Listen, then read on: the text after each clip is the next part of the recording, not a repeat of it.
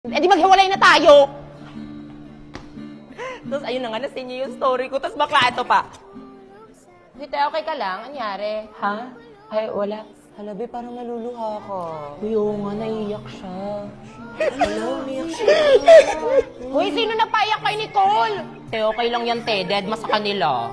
Break na kami. Kayo ni Jess? Hala, bakit nangyari? Ano daw?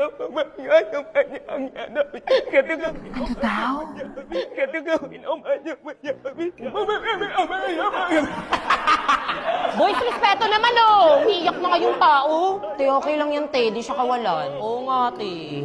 Ay, te, wait lang ha. Huwag ka gagalaw. May lisa. Lutong. Be, inom ka muna water.